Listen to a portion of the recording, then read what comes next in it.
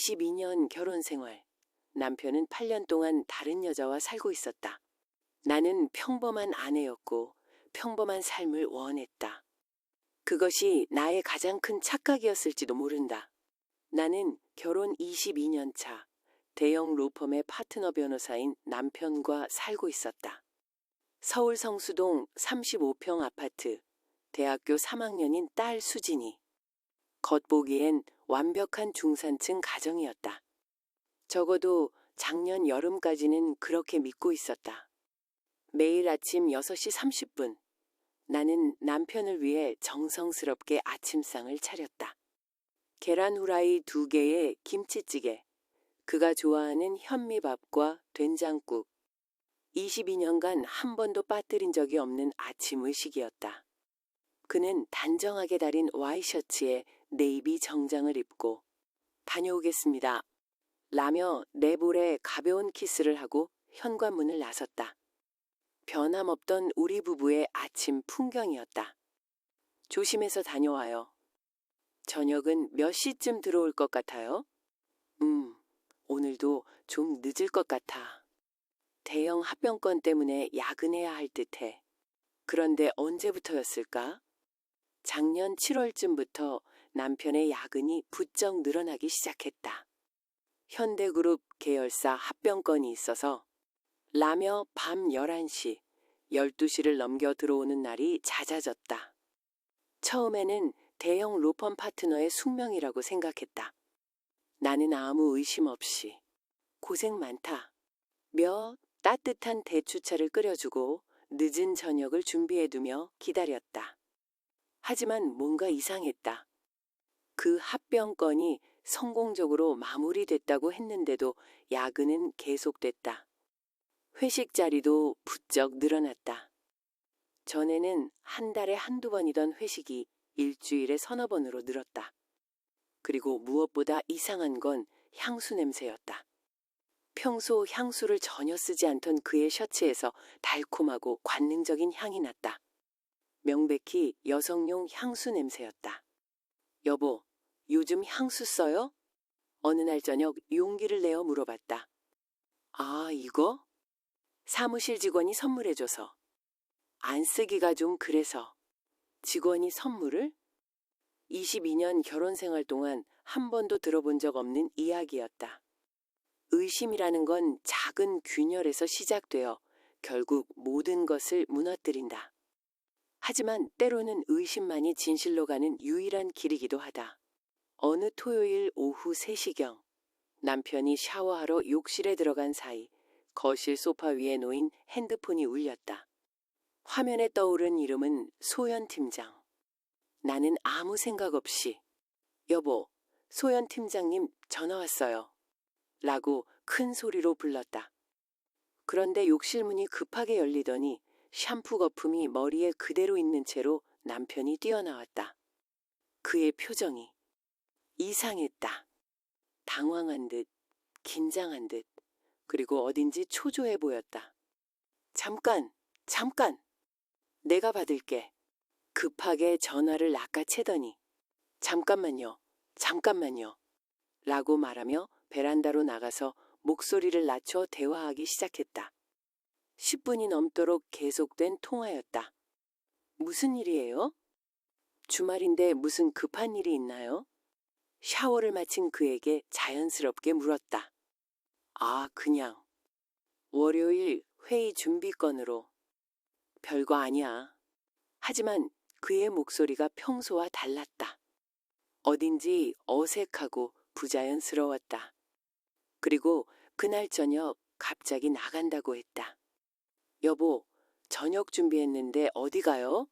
미안, 팀장들이랑 급하게 만날 일이 생겼어. 중요한 건이라서.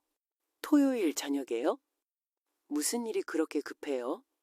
응급 상황이야. 늦지 않게 들어올 테니까 먼저 자고 있어. 평소 같으면 그럼 수고해요. 라고 말했을 텐데 그날은 왠지 석연치 않았다. 새벽 1시가 넘어서야 들어온 그는 술 냄새 나니까 씻고 올게. 라며 바로 샤워실로 향했다. 22년 결혼 생활에서 이런 적은 처음이었다. 평소 술을 마시면 꼭 나에게 와서 미안, 술 냄새 나지? 라며 애교를 부리곤 했는데 그날 밤 처음으로 의심이라는 감정을 느꼈다. 22년 결혼 생활에서 한 번도 느껴본 적 없는 불안감이 가슴 깊숙이 자리 잡았다.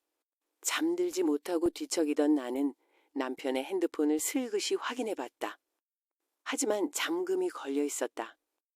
예전에는 잠금이 없었는데 언제부터 설정했을까? 비밀번호를 눌러봤다. 우리 결혼 기념일, 딸 생일, 내 생일. 모두 틀렸다. 진실은 항상 가장 예상치 못한 순간에 가장 예상치 못한 방식으로 우리 앞에 나타난다. 그 다음 주 일요일 오후 남편이 갑자기 급한 서류 검토가 있어서 사무실에 나간다고 했다. 일요일에 사무실을?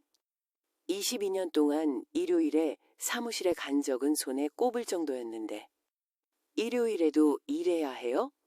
어쩔 수 없어. 월요일 아침에 중요한 미팅이 있거든. 3시간 정도면 끝날 것 같아. 딸 수진이는 대학 친구들과 홍대에서 영화를 보러 간다고 나갔고 나는 혼자 집에 남았다. 심심해서 오랜만에 대학 동기인 정희를 만나러 강남역으로 나가기로 했다. 지하철 2호선을 타고 강남역에 내렸는데 2번 출구 근처에서 익숙한 뒷모습을 봤다. 남편이었다. 그런데 혼자가 아니었다. 키가 165cm 정도 되는 젊은 여성과 함께 있었다. 긴 생머리가 바람에 날리는 게 보였고 몸매가 정말 좋았다. 20대 후반에서 30대 초반 정도로 보였다. 나는 급하게 기둥 뒤로 숨어서 지켜봤다. 두 사람은 자연스럽게 팔짱을 끼고 걸어갔다. 남편의 얼굴을 옆에서 볼 수 있었는데 그 표정이 충격적이었다.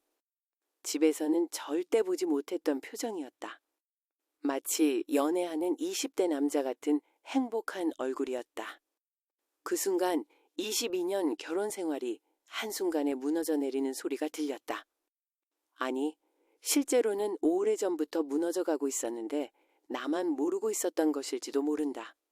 그들은 강남역 근처의 한 분위기 좋은 카페로 들어갔다. 커피빈이었다. 나는 길 건너편 스타벅스에 앉아서 창문 너머로 그들을 지켜봤다. 창가 자리에 마주 앉은 두 사람이 손을 잡고 있는 게 보였다. 남편이 그녀의 볼을 어루만지는 모습까지 선명하게 보였다.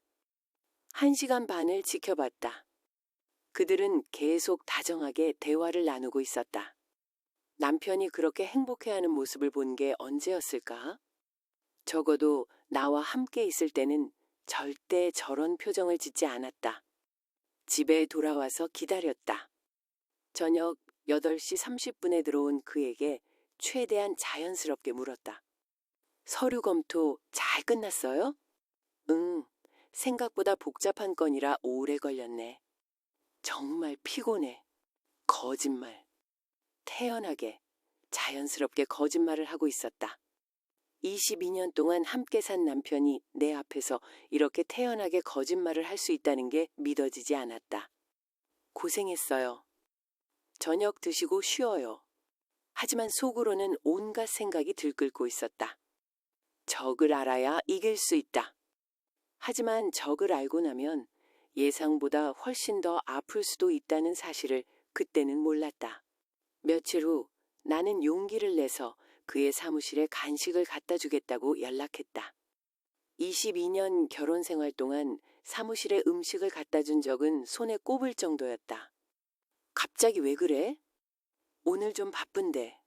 전화 너머 그의 목소리가 당황스러워했다. 가끔은 이런 것도 해야죠. 결혼 초기처럼요. 팀원들이랑 함께 드세요. 아, 그럼 3시쯤 와. 너무 일찍 오지는 말고. 왜 너무 일찍 오지 말라고 하지? 의심이 더욱 짙어졌다. 오후 3시, 테헤란로에 있는 효성 법무법인에 도착했다. 20층짜리 빌딩의 15층에 위치한 로펌이었다. 엘리베이터에서 내려 리셉션으로 향하는데 데스크에 앉아있던 여자를 보는 순간 심장이 멎는 것 같았다. 바로 그 여자였다. 지난번에 남편과 함께 있던 바로 그 여자. 안녕하세요. 박민수 변호사님 찾아왔는데요. 최대한 차분하게 말했다. 안녕하세요. 저는 이소연 팀장이라고 합니다. 가까이서 보니 정말 아름다웠다. 하얀 피부에 큰 눈, 작은 얼굴, 무엇보다 젊어 보였다. 나와는 비교가 안 될 정도로. 몇 살이세요? 조금 무례한 질문이었지만 궁금했다. 31살이에요. 31살. 나보다 20살이나 어렸다. 남편보다도 15살이 어렸다. 잠시 후 남편이 사무실에서 나왔다. 얼굴이 굳어 있었다. 평소와는 완전히 다른 긴장한 표정이었다. 어색한 침묵이 흘렀다. 소연을 바라보는 남편의 눈빛, 남편을 바라보는 소연의 시선. 그 모든 것에서 확신했다. 이 여자가 바로 내 남편을 훔쳐간 도둑이었다.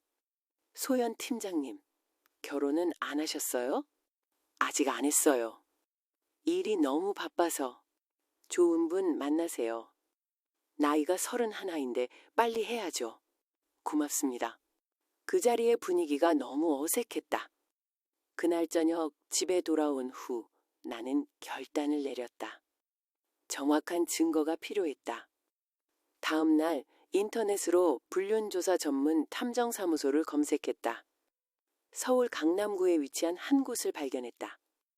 때로는 진실이 우리가 예상한 것보다 훨씬 더 복잡하고 훨씬 더 아플 수 있다. 탐정사무소는 생각보다 깔끔했다. 50대 초반으로 보이는 남성 탐정이 나를 맞았다. 어떤 의뢰를 하시려고 하시나요? 남편 뒷조사요. 불륜 의심이 되어서요. 남편분 직업이 어떻게 되시나요? 변호사예요. 대형 로펌 파트너고요. 아, 그렇다면 조금 더 신중하게 접근해야겠네요. 변호사들은 워낙 예민하거든요. 탐정은 의뢰비로 2주간 500만 원을 요구했다. 비싼 돈이었지만 진실을 알기 위해서는 필요한 투자였다. 확실한 증거를 잡아드릴게요. 사진, 동영상, 통화 녹음까지. 일주일 후 탐정에게서 첫 번째 중간 보고를 받았다. 사모님, 일단 불륜은 맞는 것 같습니다. 남편분이 그 이소연 씨와 자주 만나시더라고요. 사진들을 보여줬다. 남편과 소연이 레스토랑에서 식사하는 모습, 호텔 로비에서 엘리베이터를 타는 모습, 길에서 손을 잡고 걷는 모습들이 고스란히 담겨 있었다. 하지만 사모님, 좀 이상한 점이 하나 있어요. 뭐가요? 남편분이 이 여성 말고 다른 여성과도 만나시더라고요. 한 달에 2-3번 정도씩. 다른 여성이요? 탐정이 또 다른 봉투를 꺼냈다. 그 안에는 남편이 40대 후반으로 보이는 여성과 함께 있는 사진들이 들어있었다. 이분은 누구신지 아세요? 사진을 보는 순간 온몸에 소름이 돋았다. 그 여자는 내가 아는 사람이었다. 수진이가 중학교 다닐 때 담임 선생님이었던 최은경 선생님이었다. 머리가 하얗게 되었다. 소연만으로도 충분히 충격적이었는데 은경 선생님까지? 도대체 몇 명의 여자와? 탐정님, 조사를 더 자세히 해주세요. 이 여성과는 언제부터 만났는지, 얼마나 자주 만나는지. 네, 알겠습니다. 일주일 후 받은 최종 보고서는 더욱 충격적이었다. 사모님, 이 최은경 씨와는 벌써 8년 정도 관계를 유지해 온 것 같습니다. 8년이요? 네, 주변 탐문 결과 2017년부터 관계가 시작된 것으로 보입니다. 그때 이 여성이 이혼을 했더라고요. 2017년, 수진이가 중학교 1학년일 때였다. 학부모 상담을 하러 자주 학교에 갔던 때였다. 그때 남편도 몇 번 함께 갔었는데, 그럼 소연 씨와는 언제부터요? 소연 씨와는 작년부터입니다. 최은경 씨가 작년에 재혼을 했거든요. 그 시기와 거의 일치해요. 모든 퍼즐이 맞춰졌다.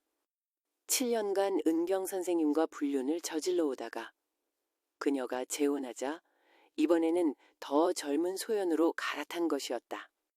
그날 밤 남편이 들어오자마자 나는 폭발했다. 진실은 항상 우리가 생각한 것보다 복잡하고 때로는 상상을 초월할 정도로 충격적이다. 당신, 최은경 선생님하고 뭔 사이예요? 남편이 현관에 들어서자마자 내가 던진 첫 마디였다. 그의 얼굴이 순간 하얗게 질렸다. 어떻게 알았어? 부정하지도 않았다. 이미 다 들통났다는 걸 직감한 것 같았다. 탐정 고용해서 조사했어요. 은경 선생님이랑 7년, 소연 씨랑 1년. 맞죠? 남편이 소파에 주저앉으며 머리를 감싸쥐었다. 22년 결혼 생활에서 저런 모습은 처음 봤다. 이제 다 얘기하세요. 언제부터였는지, 왜 그랬는지 전부 다요. 긴 침묵이 흘렀다. 시계 초침 소리만 들려왔다. 그리고 마침내 그가 입을 열었다. 은경이는 정말 8년 전부터였어. 8년 전. 수진이가 중학교에 입학한 해였다. 수진이 담임이 은경이었잖아. 처음에는 정말 그냥 학부모 상담 때문에 만났던 거야. 그런데 은경이가 그때 막 이혼한 직후여서 많이 힘들어하고 있었어. 그래서 위로해 준 거예요? 미안해. 처음에는 정말 그냥 위로하는 마음이었어. 근데 시간이 지나면서 7년 동안이나요? 수진이가 중고등학교 내내 대학 들어가서도 계속요? 미안해. 정말 미안해. 그럼 소연 씨는 뭐예요? 은경 선생님이 재혼하니까 이번에는 더 젊은 여자로 갈아탄 거예요? 소연이는 작년부터야. 은경이가 재혼하면서 우리 관계가 정리됐는데 그때 소연이가 우리 로펌으로 왔어. 정리됐다고요? 7년 동안 바람 피우다가 상대가 재혼하니까 정리됐다고요? 나는 어이가 없었다. 22년 결혼 생활이 뭐였을까? 그중 8년은 다른 여자와 바람을 피우며 지낸 세월이었던 것이다. 민수 씨, 그럼 우리 결혼 생활이 뭐였어요? 지난 22년이 다 거짓이었나요? 호칭이 바뀌었다. 남편에서 민수 씨로. 아니야, 너를 사랑했어. 지금도 사랑해. 사랑하는 사람을 이렇게 8년 동안 속일 수 있어요? 그때 남편이 아니, 민수가 무릎을 꿇었다. 미영아, 제발 용서해줘. 다 정리할게. 소연이랑도 완전히 끝내고 앞으로는 정말 잘할게. 22년 결혼 생활에서 한 번도 본 적 없는 모습이었다. 하지만 이미 늦었다. 그 순간 나는 깨달았다. 용서는 사랑보다 어려운 일이라는 것을. 그리고 때로는 용서보다 용기가 더 필요할 때가 있다는 것을. 인생에서 가장 중요한 순간은 용서할 것인가, 새로 시작할 것인가를 결정하는 순간이다. 민수 씨, 일어나세요. 나는 냉정하게 말했다. 용서는 못하겠어요. 이혼해요. 미영아, 제발. 한 번만 더 기회를 줘. 8년이요. 민수 씨. 8년 동안 다른 여자와 바람 피우고 그 여자가 재혼하니까. 이번에는 또 다른 여자. 이게 사랑이에요? 그의 얼굴에 절망이 스쳤다. 미영아, 그럼 우리 딸은 어떻게? 수진이는 어떡하고? 수진이한테는 제가 직접 얘기할 거예요. 아빠가 어떤 사람인지 솔직하게요. 다음 날 밤, 수진이가 과외에서 돌아왔다. 대학교 3학년인 딸에게 어떻게 얘기해야 할지 고민이 많았지만 결국 모든 것을 솔직하게 털어놓았다.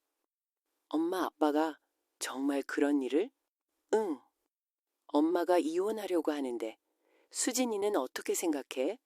수진이가 한참 동안 아무 말 없이 생각하더니 말했다. 엄마, 저는 엄마 편이에요.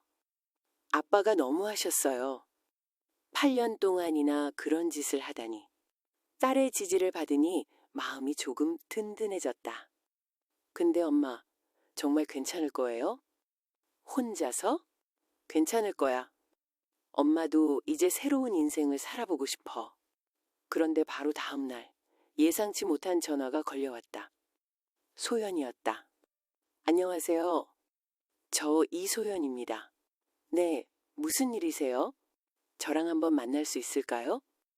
꼭 드리고 싶은 말씀이 있어서요. 만나고 싶지 않았지만 궁금하기도 했다. 이 여자가 무슨 말을 하려는 걸까? 언제, 어디서 만날까요? 내일 오후 2시에 강남역 근처 투썸 플레이스에서 만나면 안 될까요? 진실에는 항상 여러 개의 얼굴이 있다. 그리고 때로는 우리가 미워했던 사람조차 피해자일 수 있다. 다음 날 오후 2시, 홍대의 투썸 플레이스에서 소연을 만났다. 예상과는 완전히 달랐다. 화장기 하나 없는 얼굴에 눈이 퉁퉁 부어 있었고 전체적으로 초췌해 보였다. 정말 죄송합니다. 첫마디가 사과였다. 나는 당황했다. 당당하게 나올 줄 알았는데. 뭐가 죄송한데요? 사실은 박 변호사님이 결혼하신 줄 몰랐어요. 네? 귀를 의심했다.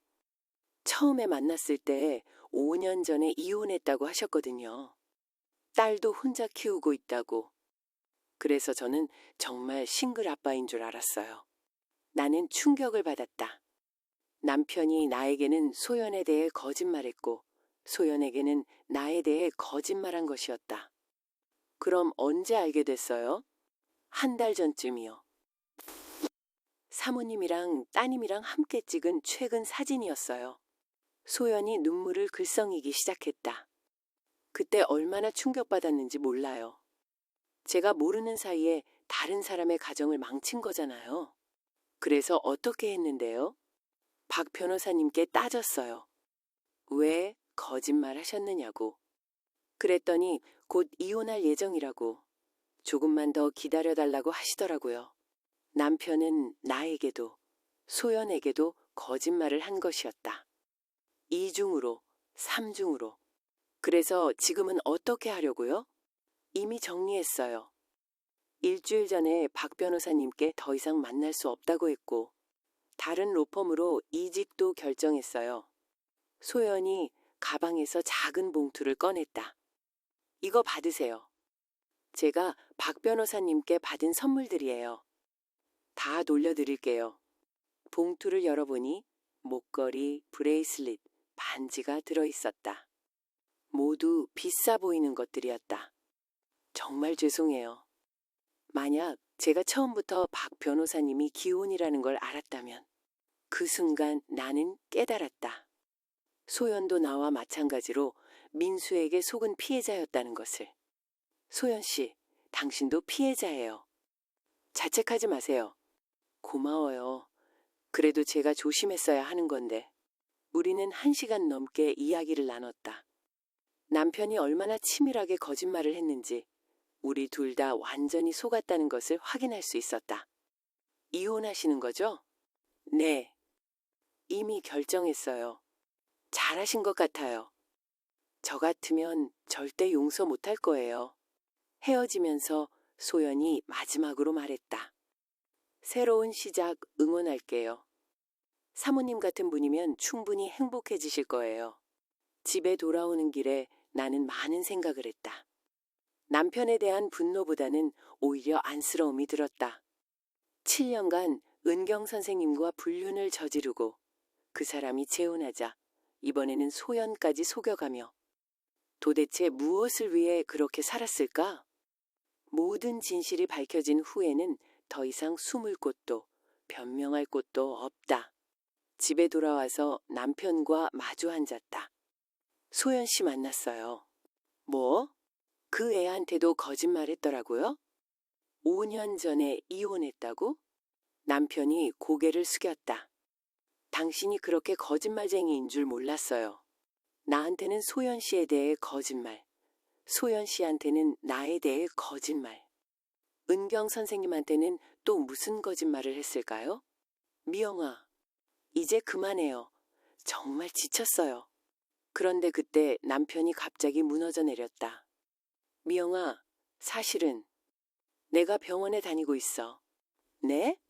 우울증이야. 2년 전부터 약 먹고 있어. 또 다른 거짓말인가 싶어서 의심스럽게 쳐다봤다. 정말이야. 약봉지 보여줄까? 은경이랑 관계 정리하면서부터 너무 힘들어서. 남편이 침실로 들어가더니 약봉지를 가져왔다. 정말로 항우울제였다. 왜 말 안 했어요? 말하면 걱정할까봐. 그리고 부끄러웠어. 남자가 우울증이라니. 그 순간 나는 복잡한 감정에 휩싸였다. 분노, 실망, 그리고 안쓰러움. 하지만 이미 늦었다. 우울증이 불륜의 변명이 될 수는 없었다. 병은 치료받으세요. 하지만 우리는 이제 끝이에요. 다음 날 나는 이혼 전문 변호사를 만났다. 50대 중반의 여성 변호사였다. 남편분 잘못이 명확하니까 재산 분할이나 위자료에서 충분히 유리하게 진행할 수 있을 것 같습니다. 재산은 반반으로 나누고 위자료도 많이 받으려고 하지 않을게요. 그냥 빨리 정리하고 싶어요. 왜요? 충분히 받을 수 있는데 지긋지긋해요. 빨리 끝내고 새로 시작하고 싶어요. 끝은 새로운 시작이다. 50년을 살았다면 앞으로도 50년을 더 살 수 있다. 3개월 후 이혼이 성사됐다. 아파트는 내가 갖고 남편은 전세금 3억을 가져갔다. 엄마, 후회 안 해요? 아니야. 이제야 진짜 숨을 쉴 수 있는 것 같아. 50살에 새로 시작하는 인생이었다. 두렵기도 했지만 설레기도 했다. 남편은 아파트 근처에 원룸을 얻어서 혼자 살기 시작했다. 가끔 수진이를 만나러 오지만 예전 같지는 않다. 수진이도 아빠에게 실망이 컸던 것 같다. 아빠, 왜 그러셨어요? 엄마가 얼마나 좋은 사람인데. 미안하다, 수진아. 아빠가 잘못했어. 나는 50살의 나이에 새로운 직장을 구했다. 작은 출판사의 편집자로 일하게 되었다. 젊은 동료들과 일하는 게 처음에는 어색했지만 점차 적응해가고 있다. 미영 선생님, 정말 대단하세요. 50살에 새로 시작하시다니. 나이가 뭐 대수예요. 앞으로 50년 더 살아야 하는데 1년 후 성수동 내 작은 원룸에서 저의 긴 이야기를 끝까지 들어주셔서 진심으로 감사합니다. 지금 저는 성수동의 작은 원룸에서 혼자 살고 있어요. 35평이던 아파트에서 12평 원룸으로 이사했지만 마음만큼은 훨씬 넓어진 것 같아요. 1년 전 이맘때 저는 22년 결혼 생활의 진실을 알게 되었어요. 남편의 8년간의 불륜, 그리고 또 다른 여자와의 관계, 그 모든 거짓말들이 한순간에 무너져 내렸죠. 처음에는 정말 힘들었어요. 50살에 혼자가 된다는 것, 새로 시작해야 한다는 것이 막막했거든요. 밤마다 울었어요. 22년이 다 헛된 시간이었나 싶어서요. 하지만 지금은 달라요. 거짓말 없는 삶이 이렇게 편안할 줄 몰랐어요. 더 이상 의심하지 않아도 되고, 눈치 보지 않아도 되고, 속지 않아도 되니까요. 수진이는 처음엔 많이 힘들어했어요. 부모님이 이혼한다는 게 충격이었나 봐요. 하지만 지금은 제 선택을 지지해줘요. 엄마가 훨씬 밝아졌다. 고 말해주더라고요. 새로운 직장 생활도 의외로 재미있어요. 20년 넘게 집에서만 살다가 사회로 나오니까 모든 게 새롭고 신기해요. 젊은 동료들이 언니 라고 부르면서 잘 챙겨주고요. 가끔 외로울 때도 있어요. 특히 주말 저녁이나 TV에서 행복한 부부가 나올 때면 문득 22년 전 신혼 시절이 그리워지기도 해요. 그때는 정말 행복했거든요. 적어도 저는 그렇게 믿고 있었어요. 남편은 어떻게 지내고 있을까요? 가끔 수진이를 통해 소식을 듣는데 혼자 살면서 많이 반성하고 있다고 해요. 우울증 치료도 계속 받고 있고요. 미안하지만 동정하고 싶지는 않아요. 자업자득이라고 생각해요. 소연 씨는 부산의 한 로펌으로 이직해서 잘 지내고 있다고 들었어요. 처음엔 미워했는데 지금은 그 애도 피해자였다는 걸 알거든요. 오히려 미안한 마음이 들어요. 요즘 저는 새로운 꿈을 꾸고 있어요. 55살쯤 되면 작은 책방 카페를 열어보고 싶어요. 혼자 오는 사람들도 편하게 책을 읽을 수 있는 따뜻한 공간을 만들고 싶거든요. 특히 저처럼 중년에 새로 시작하는 사람들이 위로받을 수 있는 곳으로요. 그래서 요즘 주말마다 바리스타 수업을 들어요. 50살에 새로운 걸 배운다는 게 이렇게 즐거운 일인 줄 몰랐어요. 젊은 수강생들 사이에서 엄마라고 불리면서 공부하는 것도 재미있고요. 연애는 어떠냐고요? 아직은 생각하지 않아요. 22년 동안 한 사람만 바라보고 살다가 갑자기 다른 사람을 만난다는 게 쉽지 않더라고요. 무엇보다 혼자 있는 시간이 너무 소중해요. 진짜 저다운 삶을 살아보고 싶거든요. 하지만 언젠가는 좋은 분을 만날 수도 있겠죠? 이번엔 거짓말하지 않는 정직한 분이요. 서두르지 않을 거예요. 천천히, 조심스럽게요. 혹시 지금 저와 비슷한 상황에 계신 분이 있다면 용기를 내세요. 나이가 많다고, 늦었다고 포기하지 마세요. 50대도 인생의 새로운 시작점이 될 수 있어요. 진짜 인생은 진실을 마주할 용기가 생겼을 때 시작되는 것 같아요. 때로는 혼자라는 게 외롭고 힘들어요.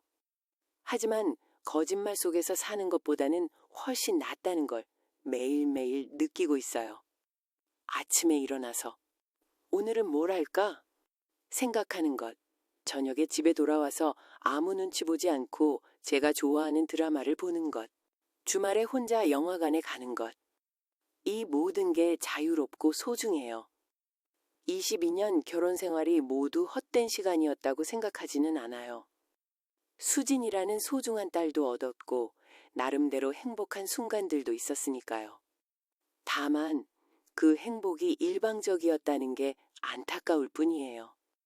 여러분이라면 어떻게 하셨을까요? 22년 결혼 생활을 포기하고 새로 시작하셨을까요? 아니면 모른 척하고 계속 살았을까요? 저는 새로 시작하는 걸 선택했습니다. 그리고 절대 후회하지 않아요. 진실 속에서 사는 자유로움이 거짓된 평화보다 훨씬 소중하다고 생각하거든요. 지금도 가끔 두려워요. 앞으로 어떻게 살아가야 할지, 혼자서 잘할 수 있을지. 하지만 동시에 설레기도 해요. 새로운 가능성들, 새로운 만남들, 새로운 꿈들이 기다리고 있을 거라고 믿어요. 이 이야기는 실화를 바탕으로 재구성되었습니다. 지금 이 순간에도 어딘가에서는 비슷한 고민을 하고 계신 분들이 있을 거예요. 정답은 없어요. 각자의 상황이 다르고 각자의 선택이 다를 테니까요. 하지만 한 가지는 확실해요. 어떤 선택을 하든 자신에게 정직해야 한다는 것. 여러분의 진솔한 이야기를 기다리고 있습니다. 때로는 아프지만 진실한 이야기들을, 서로를 위로하고 응원할 수 있는 그런 이야기들을 말이에요. 여러분도 마음속 깊은 곳에 숨겨둔 이야기가 있다면 언제든 들려주세요.